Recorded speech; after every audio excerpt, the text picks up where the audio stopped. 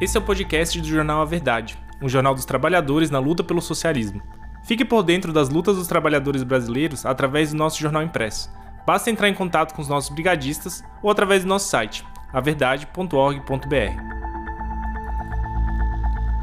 50 anos do golpe militar fascista no Chile.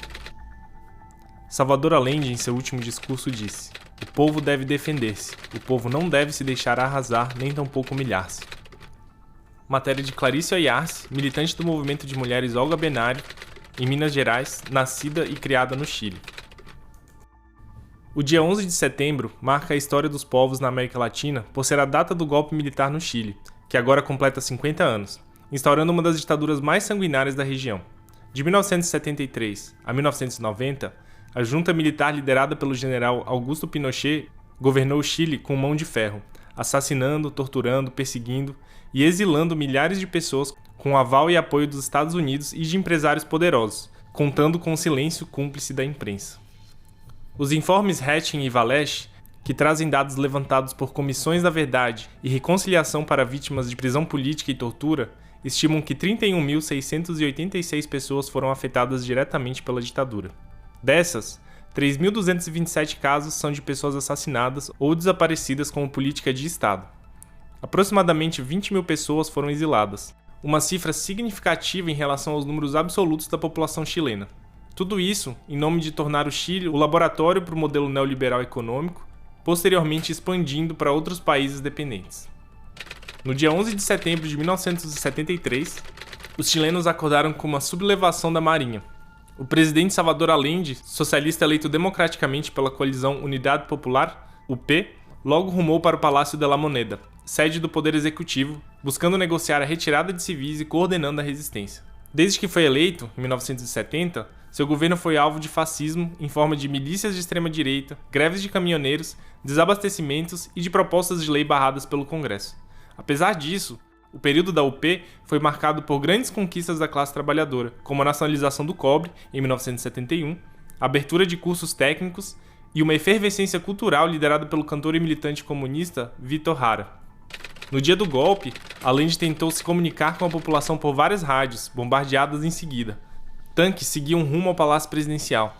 Por volta das 10h30, seu último discurso foi emitido pela rádio Magallanes. Nele, Allende denunciou os militares golpistas, a intervenção estadunidense e afirmou que não renunciaria. Pagaria com sua vida a lealdade do povo. Após intenso bombardeio aéreo, o Palácio de la Moneda foi invadido por tropas golpistas e o presidente morreu. A versão oficial foi que ele tirou sua própria vida para não cair nas mãos dos militares, mas ainda há questionamentos no país de que ele tenha sido executado. Foram 17 anos de repressão brutal que marcaram mais de uma geração. Durante o regime militar, militantes comunistas da resistência armada e da institucionalidade foram sumariamente executados, mas a resistência sempre perseverou, seja na figura dos familiares dos desaparecidos e mortos, seja sob liderança das mulheres, seja nas lutas dos estudantes, ou seja nas denúncias feitas pelos exilados. Com a derrota de Pinochet no plebiscito de 1988, que previa eleições em 1990, começa o processo de transição democrática. Uma transição incompleta, que não destituiu Pinochet do cargo de comandante do exército, nem de senador. O ditador faleceu em 2006, sem ter sido condenado por seus crimes na esfera judicial chilena. Outra marca desse período é o neoliberalismo, implementado pelos militares e legitimado na Constituição de 1980, redigido pelos fascistas e aprovado em um plebiscito fraudulento. Ainda é até hoje a Constituição que rege o Chile, mantendo o país como um dos mais desiguais da América Latina e submisso aos Estados Unidos.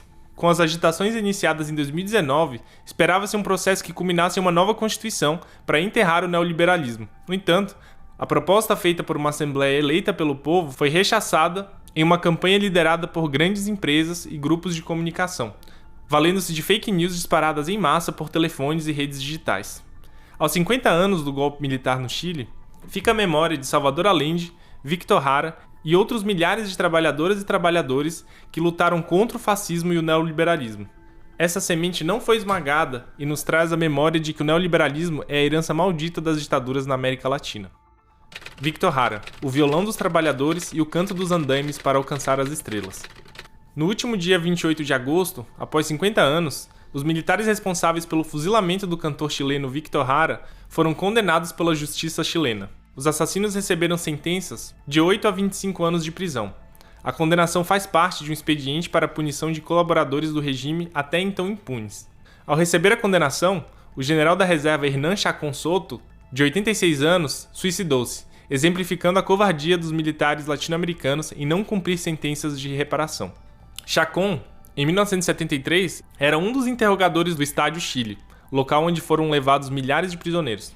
Víctor Jara é um dos principais nomes da história da classe trabalhadora latino-americana. De origem campesina e militante do Partido Comunista, tinha consciência do papel dos artistas para a Revolução e também da importância de ter artistas vindos da classe trabalhadora, como ele próprio. Com uma trajetória marcada pela vivência entre as periferias de Chilán e Santiago, trabalhou com teatro, dança e música. Desenvolveu uma obra profundamente marcada pelo resgate do folclore, seguindo o trabalho de Violeta Parra, artista responsável por catalogar mais de 1000 tradições e cancioneiros folclóricos por todo o Chile. Violeta também foi uma das incentivadoras da carreira musical de Víctor Jara, sendo sua tenda cultural o palco de suas primeiras apresentações. Jara se casou em 1960 com a bailarina inglesa Joan Turner, bailarina da primeira companhia de balé do Chile e, mais tarde, uma das pessoas à frente de iniciativas de popularização da dança e da criação do balé popular. O movimento Canção Nova Chilena surge em 1969, com a mobilização da classe artística para a eleição da Unidade Popular. A partir de então, um movimento de vários artistas e grupos musicais se empenhou para resgatar ritmos e instrumentos de povos originários, em trazer em suas letras vivências da classe trabalhadora, suas lutas e bandeiras do socialismo. Víctor Jara é o idealizador e principal nome do movimento, sendo responsável por compor o hino da coalizão. Durante esse período, também foi professor de teatro em uma universidade técnica criada pelo governo Allende. Alternava esse ofício com o de cantor e compositor propagandista, fazendo turnês por todo o Chile, sendo aclamado pelos trabalhadores, além de tocar em vários países e divulgar, assim, o programa para o socialismo que passava por uma experiência de poder em seu país. No dia do golpe militar, Víctor Jara foi à universidade auxiliar seus companheiros. Todos foram detidos e levados ao Estádio Chile. Lá, foi reconhecido pelos militares que o submeteram a bárbaras sessões de tortura, ao ponto de quebrarem suas mãos. No dia 16 de setembro, foi fuzilado com 44 tiros. Seu corpo teria sido jogado em vala comum se não tivesse sido reconhecido por um funcionário do necrotério, militante do Partido Comunista, que avisou a sua viúva. Com reconhecimento do corpo, o cantor foi sepultado e logo sua família teve que partir ao exílio. Antes de sua morte, escreveu um poema no estádio que confiou a uma pessoa que tinha mais chances de sobreviver. Esse texto foi recebido no exílio por Joan Jara e amplamente publicado. Diz um trecho: "Somos 5.000. Nessa pequena parte da cidade, somos 5.000. Quantos somos em total nas cidades e em todo o país? Somos aqui 10.000 mãos que semeiam e fazem as fábricas andarem. Quanta humanidade com frio, fome, pânico, dor, pressão moral e loucura. 6 dos nossos se perderam no espaço das estrelas. Um morto, golpeado como nunca imaginei que se podia golpear um ser humano. Os outros 4 quiseram livrar-se de todos os temores, um pulando no vazio, outro golpeando a cabeça contra um muro, mas todos com o olhar fixo da morte. Que espanto causa o olhar do fascismo. Levam a cabo seus planos com precisão de artista, sem importar-se com nada. O sangue para eles é medalha. A matança é ato de heroísmo. Em memória das vítimas da ditadura militar de Pinochet e de todas as gerações afetadas pela sua política sanguinária. Viva Chile! Viva o povo! Vivam os trabalhadores!"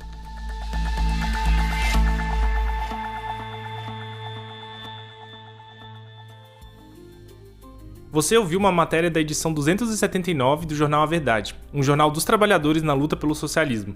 O nosso jornal não depende dos grandes ricos para se manter. Construímos há 23 anos uma mídia popular e independente.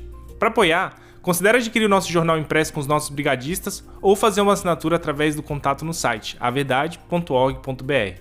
E não deixe de seguir a gente nas nossas redes digitais para não ficar por fora de nenhuma notícia.